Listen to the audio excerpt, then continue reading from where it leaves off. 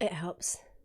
If I unmute myself, wouldn't be a Digital Hammurabi stream if I didn't mute myself inappropriately at some point. Hello, everybody. Welcome to Digital Hammurabi. I am Megan. If you've not been with us before, I run this channel with my husband, Dr. Joshua Bowen. And one of the things that we like to do is interview people about their research, about things they find interesting. And today we have Lilith with us. She is, sorry, there's a puppy here who's very excited that I'm talking. She is a student in Germany studying Egyptology. We had her on a couple of months ago to talk about goldsmithing and jewelry, Egyptian jewelry, which was absolutely fascinating. If you haven't seen it, I recommend you go and watch it. But today she is here to talk to us about looting and specifically about the Medici conspiracy, which I'm excited to learn about because it's not something, this particular conspiracy is not something I've come across before. So with all that being said, Lilith, hello, welcome. Thank you for coming back. Thanks for having me. Of course, it's always a pleasure. For those who have not come across you before, could you tell us a bit about yourself and like a bit of background about how you got into Egyptology? Sure. Yeah, I'm 26 years old. I study Egyptology and classical archaeology at the University of Göttingen in Germany. After graduating school, I first started studying, had to kind of drop out of that for health reasons. And then I became a goldsmith. And after working in that for a year or two, I was like, oh, okay, well, it's nice, but it's not the thing. So I decided to go back to university, and I'm in my third bachelor semester today, almost finished with the semester. And yeah, this topic today is something that's really near and dear to my heart because it's a class on looting I took this year, and it completely captivated me. So I'm really excited to talk about this. It's not much Egyptology, it's more classical archaeology. We're talking Italy here, so yeah, different region than the last time. Yes, but I think even I mean, it's the ancient world, so we're interested anyway. But I think, and you and I were talking about this briefly before we started, I think this kind of thing is very important to talk about, regardless of the region that you're working in, because it happens. I think it's kind of ubiquitous throughout archaeology and arts history, and the Antiquities trade is. There are problems and challenges that people may not necessarily be aware of. So yes, we like to talk about these things and help spread some information and some knowledge. So yeah, we can get started. Although before that, everyone, if you have questions, please put them in the side chat and tag me. We will try and get to them at the end if we have time. But yes, I'm excited. Let's go for it. Yeah. So basically, it's all about this book. It's the Medici Conspiracy, Peter Watson and Cecilia Todeschini. And it's basically about how it's, so if you love archaeology and you love true crime like I do, this is perfect. Everyone who hasn't read it, read it, it's amazing.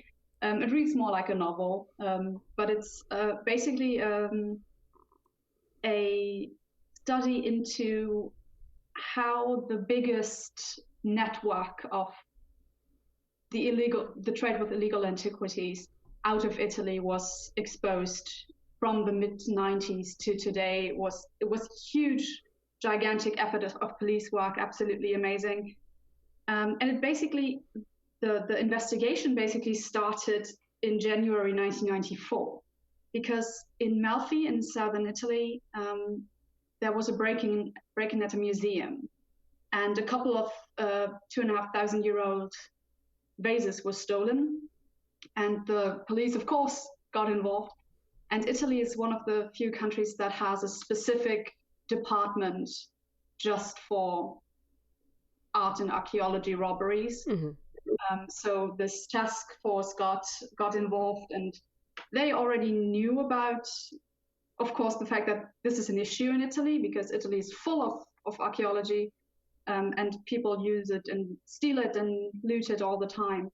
So they got involved, and they extended their already existing phone surveillance of suspects, which led to, in October 1994, a raid together with German police at a house in Munich of an art dealer And what they found there was boxes, like boxes full of objects, looted objects, a huge laboratory to clean objects, and a gigantic pool, like a swimming pool, where there were just rows and rows of vases in there to be cleaned, including the ones from Melfi. Oh, wow. So they found what they were looking for, but they also found an archive. So this art dealer, Antonio Savoca, he basically had an archive, very detailed, about who he sold, who he bought from, who he sold to, with actual signatures of the buyers. So that was, of course, like a gold mine for the police to just be able to say, okay, we have now the names of dozens of people who sell and buy illegal antiquities. This is amazing. Yeah.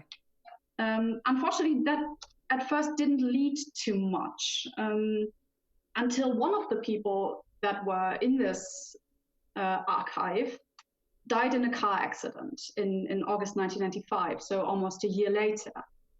And in his glove compartment, they found Polaroids of a bunch of objects. And then they raided his apartment, which led, well, there was also a lot of documentation. Somehow these people are obsessed with documenting their illegal activity. Don't ask me why, but seems a little counterintuitive. Yeah, but it was great for the police. So they found a lot of documentation there too. And that actually led to about 70 arrests, 70 more raids and 19 arrests. One of these raids was at the house of another dealer. Yes, there are many people involved here, and we're not even started, because the real complex stuff is only coming. What they found there was an organogram. So basically a plan of the structure of an organization. And I think I put you a picture of that organogram. It's handwritten. Yes. And it's basically a chart of all the important people in this network.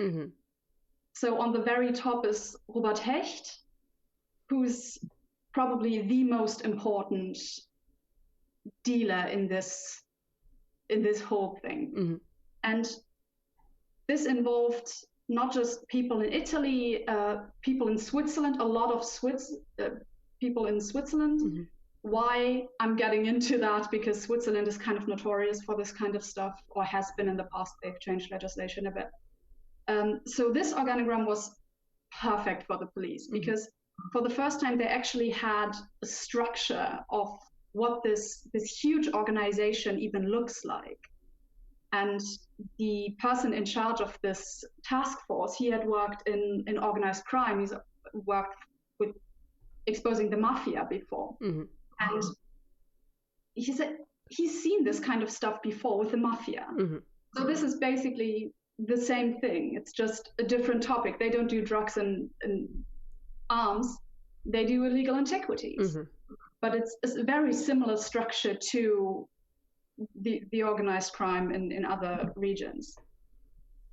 So Robert Hecht, who's at the very top of this organogram, he's kind of the one who connects the other dealers with the museums and the collectors. And how he does that, we're going to see later. And the other important person in this is Giacomo Medici. He's the one this book was named after. First, people were always like, okay, Medici conspiracy. They said like the historical Medici. No, not the historical Medici, a modern one. And he is one of the two big dealers who were the first stop for these antiquities after they got out of Italy. It was also his rival, who is another different kind of thing, but very similar methods. So the police got very interested in Medici, and on September 3rd, 1995, they raided his storage rooms in Basel, in Switzerland, in the Freeport. And the Freeport is interesting, and simply because it's basically a law-free kind of zone. I think I put you a picture of like Medici's storage room. Yeah. In there. This is just the entrance room, basically. There were other rooms behind, but this is the entrance room. And what you can see, there's rows and rows of vases in the background, and there's like a table in the front to where he would host potential buyers. And even the capital, the tabletop is laid on, is looted. So literally everything in this entire warehouse is looted. Pretty much nothing legal in there at all. So they found thousands of antiquities in this warehouse, and they found Polaroids of thousands and thousands and thousands more objects than were there. And they were often in 3 stages. So he'd have 3 Polaroids of the same object. He'd have one directly out of the ground. He would have one in like medium restored stage, and then one completely restored, what he would basically sell to museums, which was of course great, because since he had photos of these objects directly out of the ground, often on newspapers, on Italian newspapers, directly at the dig site, that basically proved that these were illegally dug. So the police was ecstatic about this. And how that looked, and I think that's a rather nice comparison. There's a Polaroid of griffins in the storage room. On the newspaper. This is basically what the first Polaroid would look like. Just the object, no restoration, no nothing, on newspapers. And there's these griffins were later sold to a museum, and Medici had a habit of kind of posing with his objects in museums. So there's I put you another picture with Medici next to the restored griffins, like this is his. He was very proud of that. God knows why, but he was very proud of his objects being in all the important museums. So the question is now, okay, this is obviously a big organization. There are thousands of objects just at this one person's warehouse. The question is, though, how important are these objects? That is always a question, like, because the art market likes to say, oh, we only deal in like small and unimportant objects. Why are archaeologists making such a fuss about it? But there are objects that were smuggled through this network that are of gigantic, both material and archaeological value. And probably my favorite example is an ivory head of Apollo. This head is life-size, so it's huge. A life-size ivory head, probably from a temple figure. And these are so incredibly rare because they're usually destroyed way before they're found. This is one of the only surviving ones, basically. And apart from this very important archaeological values, this thing is valued at $500 million. Wow. Just this head. This is the most valuable looted antiquity ever. So when the art dealers are saying, oh no, we only deal in like small trifling objects. Yeah, exactly. $500 million is not exactly a small object. And this kind of stuff was mainly done through this network. When it came out of Italy and it was of any importance, it went through this network. The interesting question now is, though, how do these objects get from the ground to the museums? Because these objects often end up in museums, and you'd think museums would have some kind of policy to avoid buying stolen objects. You would hope so. And they often do. They often do, not always. And you'll see some stuff that is truly appalling of how museums handle this whole thing. But sometimes they have policies. But there are so many ways to obscure the origin of an object. And with these objects, it basically starts in Italy, in the ground. And the people who dig these objects at tombaroli, they're basically just regular robbers.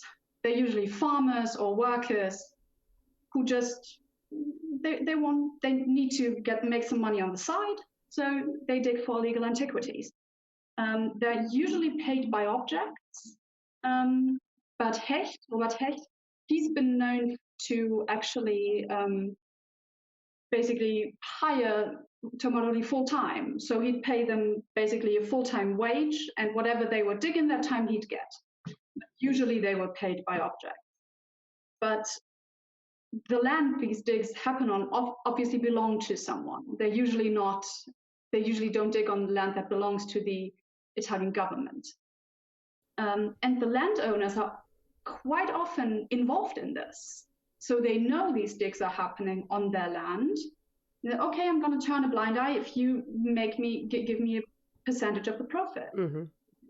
And that is a real problem, because how will you prove that? And the way these objects are dug are obviously not like in a proper archaeological dig, mm-hmm. where you document everything and it's very careful, and you're really, really careful not to destroy anything and to document everything, to photograph everything. No. In Search for Tombs, the Tombology basically take metal sticks and they ram it in the ground until they find a hollow space underneath, which means they often also just hit vases or other objects, mm-hmm. when they ram these sticks into the ground. So kind of a telltale sign of a looted vase from Italy is when they have like round holes somewhere where you can basically know, okay, that was just a Tombololi trying to find a tomb, pushing his metal rod in the ground and hitting this vase.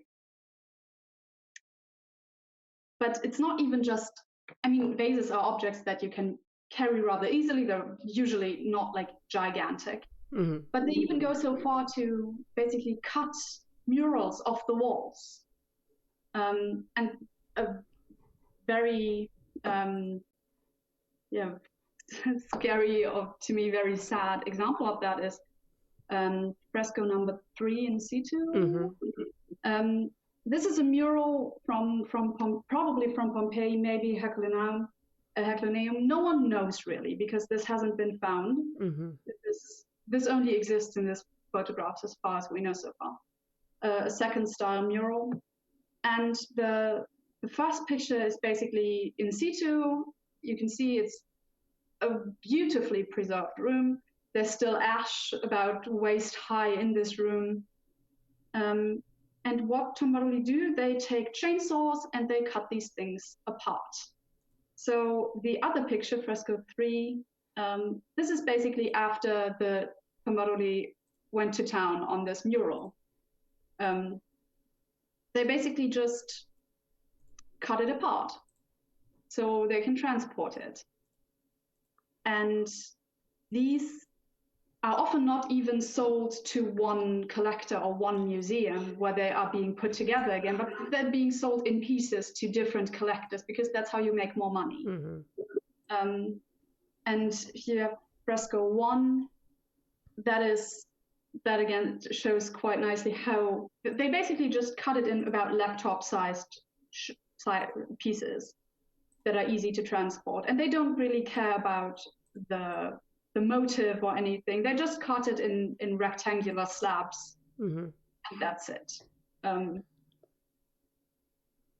So when the Tombololi have these objects, they then sell them to Capuzona. Capuzona are local middlemen. They are basically in charge of one region. So it's like there's the Apulian Capuzona, or there's the whatever. And they are the ones who mediate between the Tombololi and the actual, often international dealers. So they send photographs to the dealers, or they arrange meetings with the dealers to view these objects.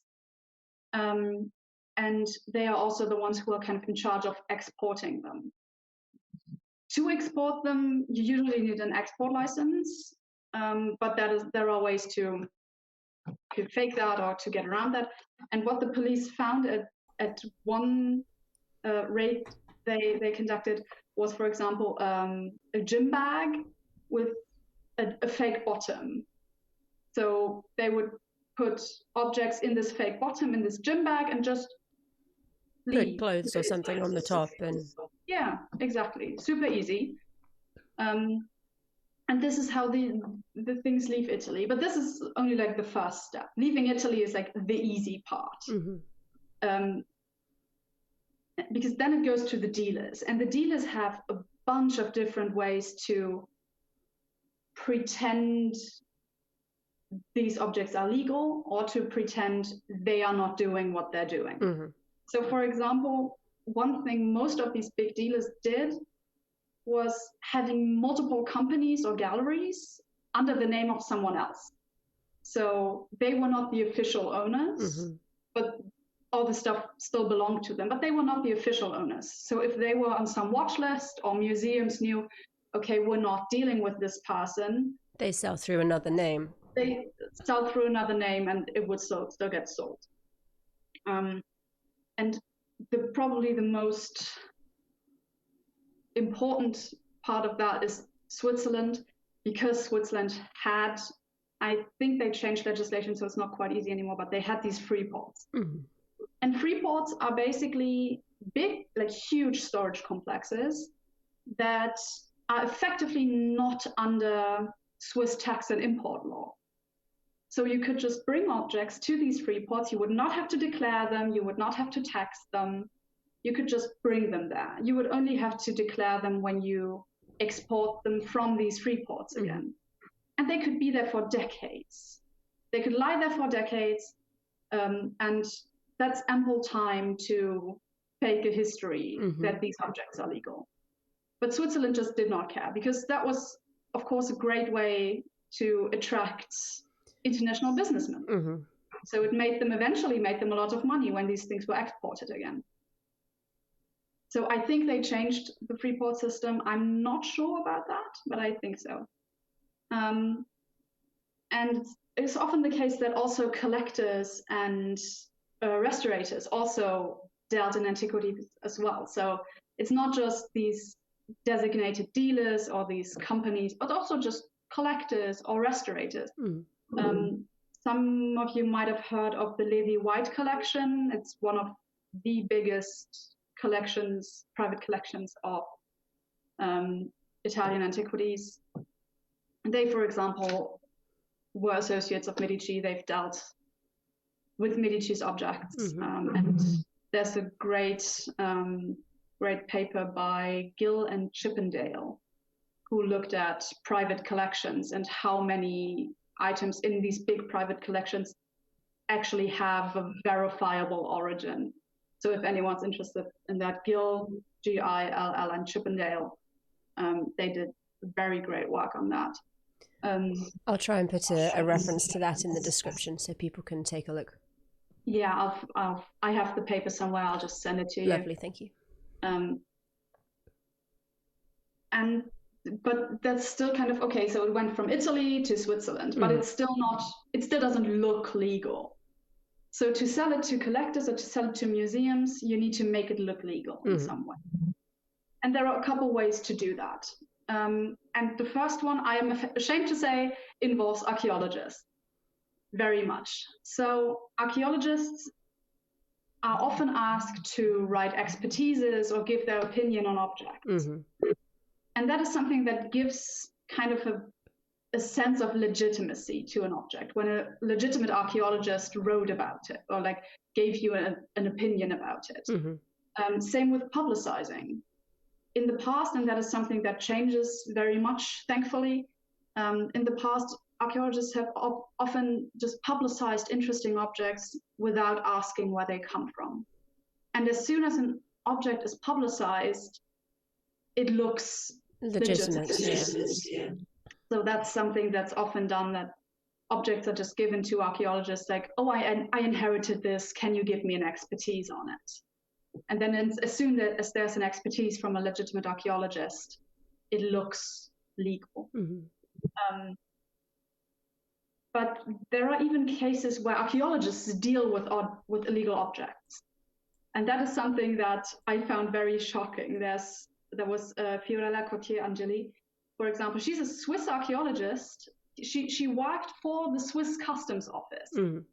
She worked for the Swiss Customs Office and was in charge of giving expertises there. And she bought objects from Medici. She had a key to Medici's rooms at the Freeport. So this archaeologist, who's actually in charge of making sure these objects are legally in the country, because it's her job to give expertises on these objects, employed by the Swiss government, buys illegal objects from this dealer, which she knows are illegal because she's an expert. So that was something I found very shocking, because with expertises or publicizing, you can always say, oh, they didn't know. But when an archaeologist actually buys and sells looted objects from someone they know deals in looted objects, you can't pretend you didn't know. What's also often done is like just simply fake documents.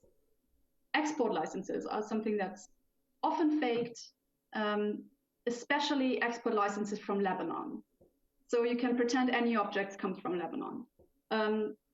I can only speculate on why specifically Lebanon. I suspect because it has a rather rich history, and you can kind of say it comes from Lebanon for a lot of different objects from different cultures, and because it's not an active war zone.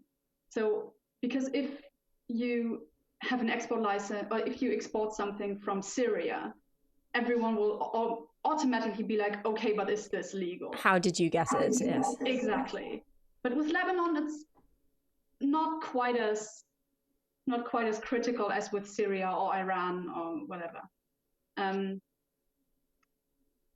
other documents that are sometimes faked are, for example, letters, because there is a lot of legislation that only started at a certain point. For example, there's the UNESCO Convention of 1970. That's kind of the cutoff date for looting. So everything that's after 1970 is usually worldwide regarded as this is illegal, if you don't have proper documentation. So often there are letters or other documents faked that show that the object was in some collection earlier or was known earlier. And we'll see that. I have an example for all of this, which is the 🀭Support from the Metropolitan Museum. That was something that happened very much there. And just like when the dealers basically have companies under someone else's name, what they also do is just have middlemen. So not even their own companies that are officially in someone else's name, but just Medici would sell to Hecht, and Hecht would sell to the Getty Museum. And Hecht was one of the big points of basically connecting the Medici and others to the big museums. And there are a lot of big museums involved in this. What's also often done is just pretend an object comes from an older collection. We had this with the letters, just a letter that says, okay, this comes from an older collection. But with older collections, and that is also a kind of notorious thing, just saying it's from an old collection. But there are two very important distinctions there. First of all, the collection can simply be fake. This collection that this object apparently came from could have never existed. And the other thing, and that is probably more problematic because it's less easy to prove, is to say this object comes from a collection that is known to exist or have existed, but that has never been in its entirety published. So you don't know what's actually in this collection. And so it's easy to say this object comes from the collection because no one knows exactly what is in the collection, but you know it exists. So again, it gives a sense of legitimacy.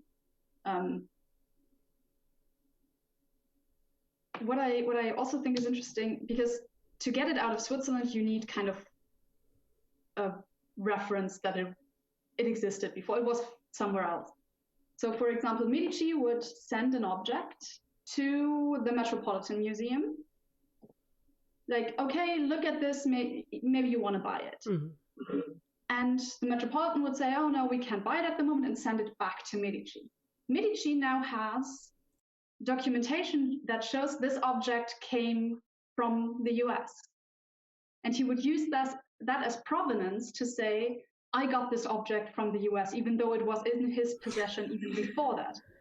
But since there's since there's documentation that this object came from the US to Switzerland, he can just say, oh, I got it from the US, which obviously is wrong, but he doesn't have to tell anyone that he sent it there first and they just send it back. He can say, no, they sent it, I got it from the US. And a similar thing is done with auctions. Like dealers put objects at auction. For example, Sotheby's is the big one that's always criticized for dealing in illegal antiquities, just like Christie's, but Sotheby's is probably even bigger when it comes to that. And the dealers would send objects for auction and then would buy them back themselves through middlemen. And then they could say, I got it at auction. So these are very smart ways and very simple ways, because it doesn't cost them much. To send an object to the US and to send it back is not a huge expense. If they put it up for auction and buy it back themselves, all they have are the fees the auction house charges. So these are very smart but rather inexpensive ways to make an object seem legal. And a lot of people are involved in this. And a lot of people ignore this kind of stuff. Auction houses are big on that. Often they know that the person who is officially the owner is not actually the owner. So what happened, for example, is that Medici put an object to Sotheby's under someone else's name. Sotheby's sent the invoice directly to Medici, though. So they obviously knew it's his. They knew he's the seller, but it doesn't officially look like that because there's a middleman who officially sells it. But they knew. They just chose to ignore it. And that is something that you also see in museums. The same kind of thing is done with museums, especially the Getty Museum under Marion True in the 70s, 80s, 90s, was very, very big on that. They would buy objects from Hecht, which were actually Medici's, and Marion True, the head of the Getty Museum, would write a personal letter, Dear Giacomo, thank you for sending me these beautiful objects directly to Medici. And there's often, both in auction houses and in museums, kind of a lack of care about these things. There's a great quote of Felicity Nicholson. She was the head of Antiquities at Sotheby's at the time. And she said, I don't think one ever knows where antiquities come from. We assume our clients have title to whatever it is they are selling. Basically, we don't care where it comes from as long as our client says they own it. That's a very dangerous assumption. Yeah, it is. And that is an assumption that is often made. Also with museums. There's another quote by the head of the Roman and Greek department at the Metropolitan at the time, Dietrich von Bodmer. And I'll get to that because he said something similar and he got a lot of shit for that. Sorry, can I say shit? You can definitely. What auction houses are also good for is kind of, again, where we get back to this myth that the art dealers of the art world likes to perpetuate this, oh, we only deal in small objects. And the thing is that on auctions, it's mostly small and insignificant objects that are sold. So the fact that these objects are sold at auction just gives credence to what the art dealers are saying. So it looks like, oh yeah, they're actually just, on the art market, there's actually just like insignificant objects. Mm-hmm. Because the big ones and the important ones are sold privately or are sold through middlemen, they're not sold via auction. So that is also an issue because it kind of makes it difficult to prove, no, you're lying when you're saying it's just small object. Mm-hmm. This is important stuff, but you can't prove it because the official records show only small stuff is being sold. And similar things are happening with museums, like ignoring triangulation. So this practice of having middlemen to obscure yourself. Mm-hmm. Museums are regularly ignoring that. And another thing is, for example, dealing with orphans. Orphans are basically singular fragments of pieces.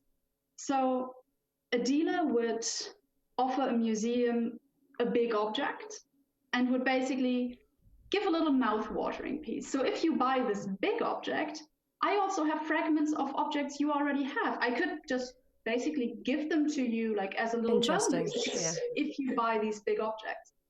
And that helps in so far, or generally buying orphans or buying fragments helps because it's a lot more inconspicuous if you buy over 10 years, buy a fragment here and buy a fragment there, than when you buy a complete vase.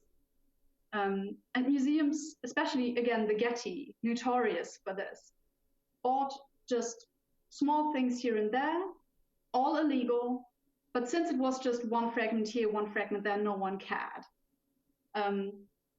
If they would have bought one big object, it might have been a different thing. And I will dunk on the Getty a lot here, I'm sorry, but they did a lot of shit. For example, what Marion True, the head of the Getty, did was also, she would publicize a collection, a big private collection, say, okay, I'll publicize this, we're going to have basically, you're going to loan it to the museum, we'll have an exhibition, I'm going to publish this from the Getty. And right after that, she implemented a policy, the Getty only buys publicized objects. And then she bought this collection. So she publicized it herself just before implementing this policy so she could later buy it and say, no, we only buy published objects, and this is published. I published it myself and I didn't check where it came from, but it's published. So there are many smart ways to get around your own policies even. I found that rather ingenious actually. And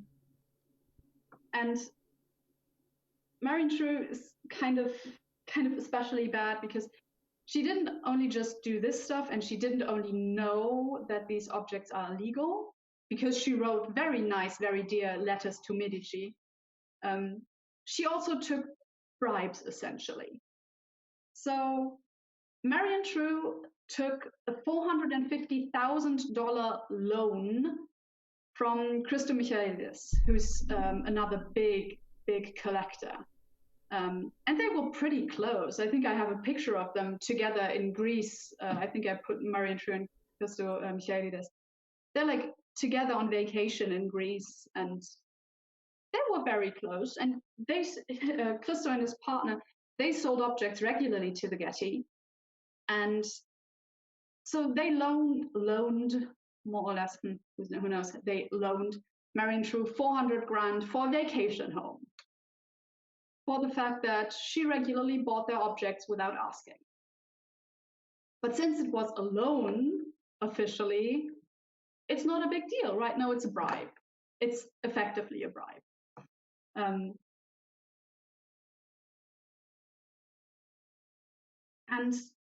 what I found very scary is that not just did museums know, okay, the objects we have are illegal, but that they actually valued the dealers over the police. So there's an instance where the police came to the Getty Museum and said, okay, we suspect some of these objects are stolen, we are opening an investigation. And what the Getty did was basically tell the police, yeah, okay, get a warrant. And then they immediately send a letter to Hecht telling him like, okay, watch out, the police are after you. So they are effectively just as criminal as these dealers because they're working with these illegal dealers over the police. And that's something very scary because you'd think that a rather official institution like a museum would not be that much intertwined with this to the core criminal network. So if you want, and if we still have time, we can go into the Euphonios. Yeah, we're good. Because that's a great example of how this is exactly all works. So this a crater is basically a big bowl that is used to mix wine and water. I think I put several pictures of that in there. That was bought by the Metropolitan Museum in 1972. So in November 1972, they announced, we acquired this exquisite crater, pristine condition, 6th century BCE crater from the painter Euphronius. And he's one of the top Greek vase painters ever. He's the Michelangelo of Greek vase painters. And none of his objects, none of his vases had been found in 100 years or so. And suddenly the Metropolitan has this gorgeous object and never told anyone where it came from. So of course, everyone was immediately suspicious. Where did you get this from? To get into this object a bit more, so I wrote down the measurements, and I even converted them to inches. I feel dirty forever, but I thought it might be necessary. So it's about 18 inches high and about 21.7 inches in diameter. So it's a rather big bowl. And it shows on the front, there's Sarpedon, who's a son of Zeus, who was killed at Troy and is being carried away by sleep and death. That's the detail picture. And on the back, there's just some warriors. And it's a beautiful piece. It's absolutely stunning, which is especially why it caused so much suspicion. So after a lot of police work, it was kind of possible to trace the way this object went. It was probably dug in the winter of 1979 at 𒀭. 𒀭is probably the most important Etruscan city. And it was illegally dug there by Tombaroli. And they probably also found a number of other vases by Euphronius, because suspiciously over the next couple of years, a lot more of his works suddenly showed up on the art market. And since nothing of his had been found in about 100 years, it's kind of logical to assume they all come from one context. But no one knows for sure. And in this, so it was dug sometime in winter 79. And in December 79, Medici already has Polaroids of this object and shows them to Hecht. So they moved incredibly fast. Mm-hmm. He shows these photos to Hecht, and Hecht is over the moon. So he comes, he inspects the crater himself, and then he brings it to a Swiss restorator.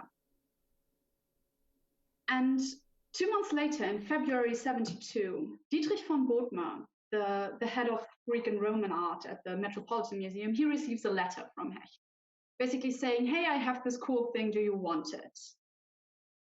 And von Bothmer, already being regarded a bit critically, he was absolutely stunned by this object. He needed to have this vase.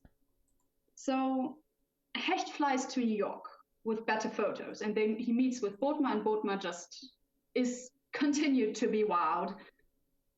So much that he flies to Zurich to see this thing himself. And he sees it at the place of the restorator. And he's so happy. And in June 72, him and Hecht fly there again together to look at it. And in August 72, Hecht personally brings this thing to New York. So he personally packs it up, takes it on a plane, brings it to New York. And in September 72, there's a check made out from the Metropolitan Museum to Hecht over $1 million, which was, at the time, that was, and we're talking $1 million in 1972. So you can think of how much that would be today. And that was the first time ever that so much was paid for a vase. So of course it caused a lot of stir, because when you have when you pay that sum of money for the first time for an object, of course the press will pick up on it, especially after the Met made the announcement that they bought this. So the question is, how could this even happen? Because you'd think the Metropolitan is a very well-regarded, well, in the public, well-regarded, under archaeologists also kind of notorious, but well-regarded institution. So what Hecht did was he faked letters. He said that the real owner is a Dikran Zarafin. He was an Armenian dealer from Beirut in Lebanon. And Zarafin had letters, 2 letters. One was dated July 71, so about 2-3 months before the cartier was actually found. And that letter basically said he had this cartier for a couple of years. And another letter that was dated September 72, so while it was already basically in the possession of the Met, that said his father had bought this thing in London in 1920 and basically passed it down to him. That, on the surface, looks like a very legitimate thing, like, okay, even before this was known, there is a letter that shows, okay, it has been in possession. The thing is, though, that these letters are either fake or they refer to another cartier by Euphronios, because there's a second one. And it's quite possible that Zarafin owned this other cartier, which was in worse condition and was not as valuable. And Hecht basically used the provenance of this cartier and switched it to the other one. Again, very, very clever move. And the Metropolitan didn't much care about that. There's when Hecht brought the invoice with Zarafin as the owner to Thomas Hoving, who was the director of the Met at the time, Hoving said, and I quote, "I bet he doesn't exist." So you can kind of see that even the director of the Met kind of knew, this is fake. There's no way this is actually a cartier from Lebanon. And he later wrote in his memoirs, quote, "An intact red figure Greek vase of the early 6th century BCE could only have been found in Etruscan territory in Italy by illegal excavators." He wrote that himself in his memoirs. He knew. The director of the Metropolitan knew that this object was stolen and they bought it anyway. And similarly, von Bothmer acted. So he generally downplayed the question of the origin. When the controversy came up, he said, why can't people look at it simply as archaeologists do, as an art object? And archaeologists all over the world were furious that he said that archaeologists view objects just as art. And everyone was just like, excuse me, we like the context. Can we please have the context? So you know, the important bit. Exactly. He got under a lot of fire from archaeologists all over the world because of this quote. And he actually knew about the exact place of origin, because Marion True, the later head of the Getty Museum, was a colleague of his at the time at the Met. And he showed her on a map of Cevitri the exact grave where this cartier came from. Wow. He pointed out on a map where this object came from, but no one cared. Except for one person. The person in the Metropolitan that really cared was a man named Oscar White Moscarella. And he was an assistant curator in the Department of Ancient Near Eastern Art. And as soon as the Metropolitan acquired this object, he was furious. He had already had problems with the management of the Met before. He had been fired 2 times, sued both times, and got rehired both times. He got fired for such atrocious things as better payment for women, against the cutting of old trees on the grounds, for better acquisition policy, and for founding a union for curators. Sounds like a good guy. He wanted better payment for women and got fired for that. And he very openly positioned himself against the acquisition of the crater. In February 1973, he wrote a piece in the New York Times where he opposed this. And of course, the management was not happy. 2 days after this article was published, the vice president of the Met said in a meeting, "We are definitely going to get rid of him now." And they fired him again. He continued to give speeches and write papers about why it's wrong to buy this object, but they fired him for unprofessional conduct, whatever that is supposed to mean in this case. He again sued and they had to rehire him, but they took their sweet time rehiring him. And they treated him like shit after that. Like, they did reinstitute him, but they later demoted him. They didn't give him any raises for decades except for inflation adjustment. And even those stopped in 2000. So we're talking 3 decades. And this is something that just shows how institutional this is. Because when the management of one of the most important museums in the world decide to fire an assistant curator because he questions their acquisition policy, you know something's sketchy. What kind of precedent does that set? That's insane. Exactly. So after that, how would anyone ever stand up and say, okay, maybe you shouldn't have bought that, because they know they're going to get fired? So they're creating an atmosphere of fear just to keep their illegal dealings under wraps. Thankfully, the story of the Euphrates cartel kind of has a nice ending because of all this huge police investigation into this entire network. It was eventually returned to Italy. It was a long process. The Met was not exactly keen on giving it back, but they eventually did. So it's today in the Villa Giulia, which is the Etruscan Museum in Rome. This one had a nice ending, but most don't. Most illegal objects that are dealt worldwide, not just from Italy, but worldwide, never get returned. Because no one ever really cares.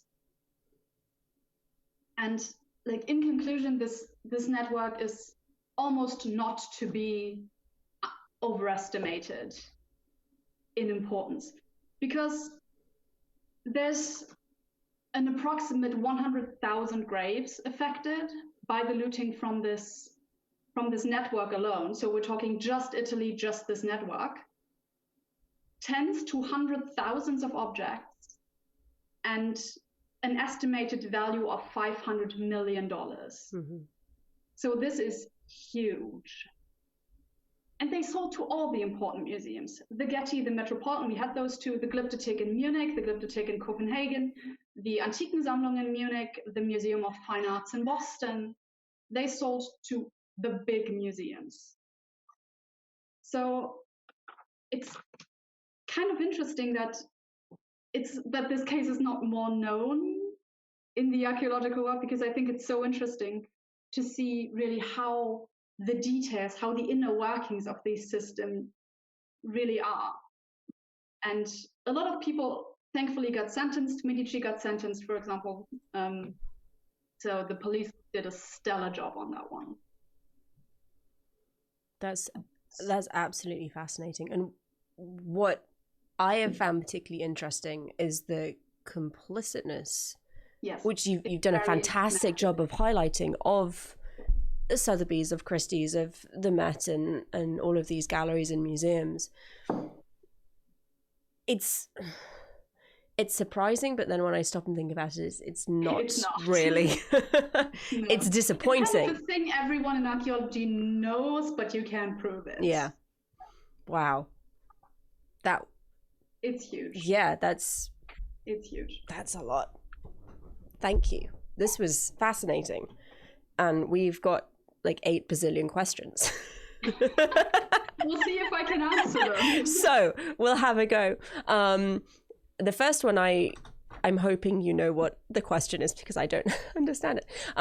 Do you know if the Carabinieri have on-staff experts or if they consult externally? They do. They have on-staff experts. First of all, so the Carabinieri are the Italian police. Ah, okay. Then it makes more sense. Yep. They do. First of all, they have this task force, and the Carabinieri in this task force are trained by archaeologists so they know what they're dealing with. And they also have external experts. For example, at the Medici warehouse, there were 3 archaeologists of 3 different Italian universities who helped figure out what all these objects are. So they do use external archaeologists. Excellent. And how does one value antiquities on the black market? It's difficult. Often precedent. So if there's a similar object that has gone for a specific price, you can value similar objects. And there it's also important to look again at how dealers buy their own stuff back from auctions, because that kind of gives the illusion that an object is wanted, that there's a demand for an object, and that there's a certain price for an object that otherwise maybe wouldn't have been sold. But since they buy it back themselves under a different name, it looks like it's valued. But generally, valuing these things is very difficult. And unfortunately, I can't tell you exactly how it's done because I'm not an expert. I'm not an expert at anything, but especially I'm not an expert at this. So unfortunately, I cannot tell you how it is with objects that do not have precedent. No, I mean, as far as you can answer is absolutely fine. So we have someone asked, I can see some people saying if objects come from a person's land, those objects then belong to them and they can do what they want with them. Which is a thing I have I'm sure every archaeologist has come across, especially if, for example, a farmer finds, unfortunately, a burial site in the middle of their field, and then that field gets appropriated by the government, and they don't see any benefit from the objects found there. It's definitely that's not an uncommon view. No. And it's something like every country has their own legislation on that. Although I think most today you basically say, okay, even if it's on your land, it's basically cultural goods that belong to everyone. So it's it belongs to the country. It's national property rather than your own personal. But I do think that is an issue insofar that it invites selling these objects on the black market. So, and I know some countries have that. I'm not quite sure which ones, but some countries do have like a finder's fee. So if someone has something on their land and archaeologists come and dig it, they do get some sort of they get compensation of some kind. Exactly. So I think that's a good way to handle that, to kind of hopefully avoid these people selling illegally. And Slam RN was asking, this was when we were talking about the documentation required for selling and exporting these objects. Is this what is called establishing a provenance?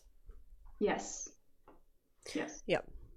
But it's, unfortunately, there are many ways to fake that. So yes, my preferred provenances are ones that come with excavation reports. Those are the only ones you can really trust. Yes. Everything else is under question. You can usually trust excavation reports. Yes, although at least newer ones. Yeah, I was going to say the early excavation reports before archaeological procedure got properly established. We found reports not great. we found 12 vases in a pit over here somewhere. You're like, oh, exactly. Great. Which 12 out of the 800 in the collection are those? My university actually has a couple of objects from Schliemann's Troy. Oh, really? That he basically put in a bag and he sent it to our university, and it's been lying there for decades until someone even opened that bag. Yeah. We try, ladies and gentlemen, but archaeologists are but human. This is exactly why I asked my professor, like, can we in one of the next semesters do provenance research on our own collection, because there's a lot of stuff in our university collection that should probably be questioned. And that would be a fantastic project, actually. I would love that would to. be fascinating. So Miss Jessa, hello, Miss Jessa. Is there anything ordinary people can do about this? Kind of. So of course you'll probably never come across the big object. Yeah. But what happened to me, for example, I was at a fair that was supposed to be about fossils and crystals, because I collect crystals because they're pretty. That's a good reason. And there was a seller who sold Iron Age nails. So sometimes at just random places, at flea markets, at fairs, you come across objects that might not be legal. Coin dealers as well. Yeah, and you can report that to your local police. They might not care, but you can at least try. I'd also add, as tempting as it might be, and we've had emails from people asking about this, don't buy antiquities off eBay or Facebook. Do not ever. Just Best, don't do not do buy it. Antiquities. Well, yes, that's the best way to avoid it. If there's something in particular that you really like the look of, there are people who will make fantastic replicas. I've showed people, it's sadly not in the room with me, but there's a doctor of sumerology called Jeremiah Peterson who has an Etsy shop, and he makes reproduction cuneiform objects. They're beautiful. They're stunning. Museum shops often have great. I have right here. This is a replica from a statue from Worms, a Roman statue. Look, sorry, Josh brought it through for me. See, this is a replica of a plague amulet. The original is in the British Museum. This, I think, was maybe $20. It's beautiful. We can look at it. We can use it as an example, but we're not funding looting, directly or indirectly. And this is the problem. If you buy antiquities, you genuinely have no way of knowing where the hell they've come from. Just don't do it. I think you had someone else on to talk about art, Louise, the art market. And she said there is no black or white, that all of it is gray. And that's very much true, because even if some people are well-meaning and actually try, there's such a huge institutionalized network all over the world that you can never really know. Especially what's often sold or often bought by laymen are coins, and especially coins are very, very, very difficult to authenticate.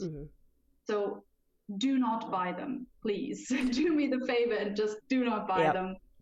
And generally just educate yourself and educate people around you, because unfortunately archaeology so far has done a very poor job in educating the public about what we do, what is important about our job, namely context.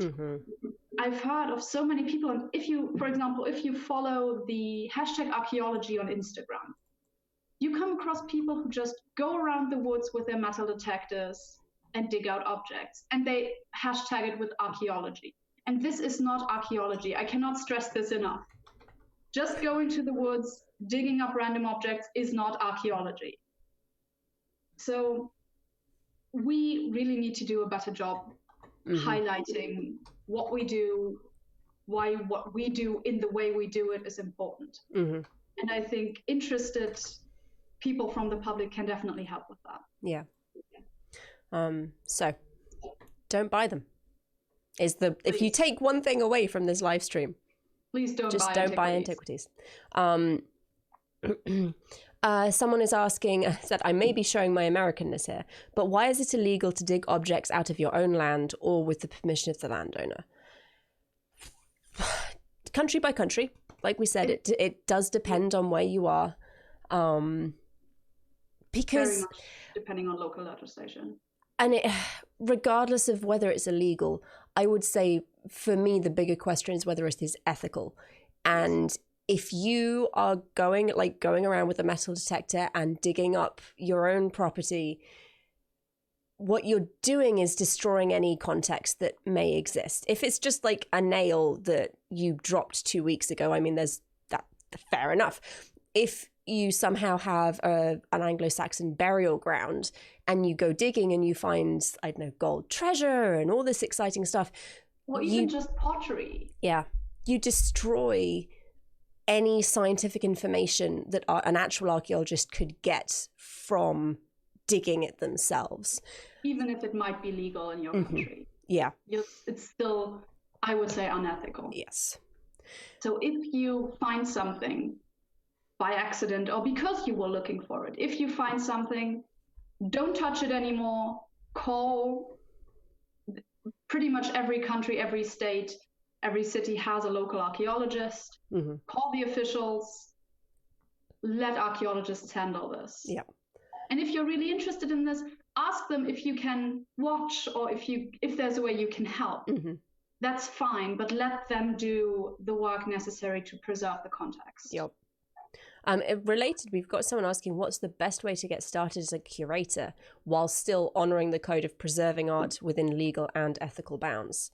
That's a great question. I'd say go to school. I would say, and many museums have implemented that now, do not buy any new objects unless you buy from other museums, and even then be very careful. If this is an object that has verifiably been in a museum since the 1920s, you can buy it, it's fine. Still look at the origin and the local legislation there, but usually in that time it's fine, or something that has been dug in the 19th century. It is still something that might be ethically questionable, but it's most likely legal. So if you really want to buy an object, make absolutely sure you know where it comes from, you know that it's legal. And if you're not 100% sure, do not buy it. There are so many other great things curators can do with the collections they have. Concentrate on that instead of buying sketchy objects. And as far as if you're asking for career advice, there are many universities, many colleges that do museum studies, which will teach you the practicalities of this kind of thing. And something that I think is very exciting that some museums are starting to do, rather than buying new objects, is working with existing collections and doing things like doing provenance studies and sharing with the general public how this stuff came to be here. Should it be here? Should we give it back? And kind of looking at it rather than just like a passive, let's walk around a gallery and look at what's there, actually start to interrogate the objects that museums hold. That is something I'd say curators can definitely do better in many places. Highlight the history of this object, not just in antiquity, but also how it came to be in this museum. One example where I think it has been handled absolutely terrible is the Nefertiti bust in Berlin, the famous one. I love this bust, I love this museum, but they do a terrible job because there's such a huge controversy about this object. Egypt has wanted it back for a long time. And they present it just as an art object, not as something with a history. It's basically in this dark room, and it's just this bust. There's nothing else in this room, and you walk towards it, and it's immaculately lit, and it's art. But it has a history, and not just a history in ancient Egypt. It has a history, a modern history, that needs to be talked about. Similarly with I don't like to call them that, but the Elgin marbles, the provenance sculptures in the British Museum, similar issue. So curators should and could do a better job highlighting ethical issues with their objects. And this is not like, I'm not a curator, it's not a field that I'm embedded in, but I've been seeing more and more exhibits of people actually engaging with this stuff and bringing in guest curators. We had a while ago Heba Abdel-Gawad, who did an exhibition in the Petrie Museum looking at the relationship between ancient Egyptian artifacts and modern Egyptian women and having them respond to that, which is fascinating, and I think is honestly a much more interesting way of displaying and engaging with objects. Exactly. So related to the Medici conspiracy, someone's asking, how far back in time does the conspiracy go? So Hecht has been dealing with objects since about the 1950s. So that is the latest it probably started. Mm-hmm.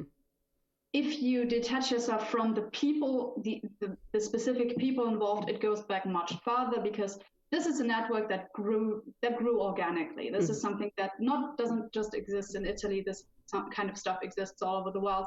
But with this specific thing and these specific people, probably since the 1950s. Yep. Thank you. I don't know if we can really answer this question. What is the profile of the average smuggled antiquity buyer? What kind of people are they usually? I mean, based on this live stream, they're museum owners. Yeah, but not. There are definitely many museum owners who buy objects. Yeah, but they're very often private collectors. So if you, and again, I recommend the paper by Jill and Chippendale. They look into the private collection part a lot more. There are so many objects in private collections, and that goes from just the average Joe who wants to have a tiny piece of pottery to billionaires who buy incredibly expensive objects to just display them in their homes. So there is not really a profile of this is what an antiquities buyer is. Like. Yeah.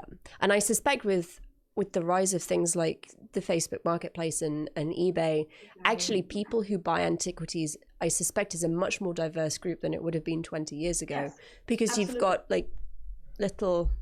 true little scarabs or tiny fragments of clay tablets that you can just buy on eBay for $20 and suddenly you've bought a smuggled antiquity. So someone is asking, why can't you fake excavation reports? We were talking about provenances and why we prefer excavation. You could, but it would be a lot harder, because there are so many people involved, especially nowadays. There's not just this one archaeologist that digs somewhere and writes a report, but it's a whole team. There are many people involved, and especially in countries that have a history of being looted, they also have officials of that country there. I was going to say, you have government representatives for digs Egypt, who visit the dig sites, and extremely strict when it comes to that. If you dig in Egypt, if you're allowed to dig in Egypt, there is always someone there. You are required to hire local helpers, and there is always someone from the Antiquities official thingy there to watch. So it's a lot harder to fake modern excavation. Yep. And going back to the owning antiquities, is there a legal way for private people to own antiquities? Technically, yes, but it's difficult. And again, not something I'd recommend. Exactly, because it's very hard to be sure that you're buying legally. Even if you do it with the best of intentions. Yes. Because there are these faked documents, and I wouldn't know, looking at documentation, whether it's fake or not. Exactly. So I'd say the only way to make sure is if you buy something that has been published in the past, like way in the past, that has been in a published collection for a very long time, you can be pretty sure that it's legal. But that's rarely the case, because objects that a normal person can afford are rarely published in collection reports. And it's just difficult. So there are technically legal ways, but it's very, very difficult to make sure. And a related question, are there private owners who take better care of antiquities than museums do? Maybe? I'm sure I don't know. I wouldn't know. It's certainly not an argument I'd make in favor of private ownership over museum housing. Definitely not. So we have 2 more questions, and then I think we're going to wrap it up, because this has been fascinating, but I feel like we could probably keep going for the next 3 hours. Probably. Well, I could talk about this for weeks. So. Speaking of reproduction, since Lilith is an Egyptologist and a jeweler, might she ever make reproductions of Egyptian jewelry, possibly using historical techniques? I would love to. I would absolutely love to. I don't have the means. I simply don't have the tools at the moment. I am working on building my stock of tools so I can work from home a bit, but I currently just don't have the possibility, but I would love to. Kitting out an adequate jewelry studio is an expensive process. Yes. So if you want like a good goldsmithing workshop with the necessities, there are always ways to do it non-electronically, but if you wanted the easiest way, you're looking at like 20 grand. Yeah.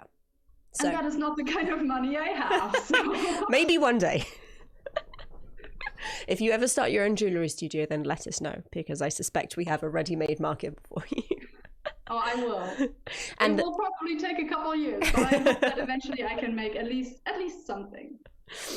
Final question. Why don't people just sell fakes instead of real artifacts? Would most buyers be able to even tell the difference? Most buyers, no. Most buyers couldn't tell the difference. But to be fair, it's often actually easier and cheaper to sell the real thing. Because even if you look at Sotheby's, for example, you can buy real fragments or real vases for $100. And it's often more difficult to make it look real or real enough than to just go to a field and dig something.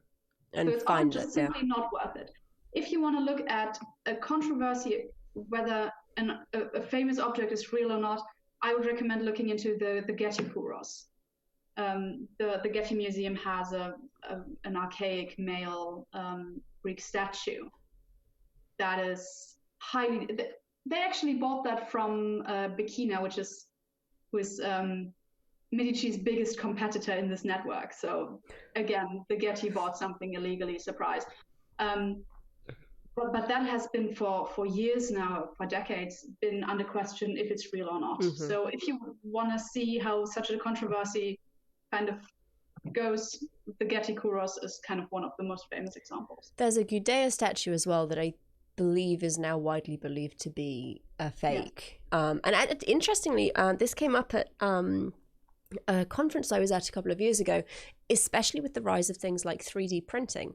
And there are now 3D printers that can print in material like gypsum, which I've not held a gypsum tablet. I'm assured if you know what an actual cuneiform tablet looks and feels like, you can tell the difference. The problem is when you have things, again, like eBay and Facebook, where you've got uninformed buyers, buying things they possibly wouldn't know. So one of the debates at the moment is how, if you're making 3D scans of archaeological artifacts, how do you make sure that the scans are not then used to make fakes and flood the market?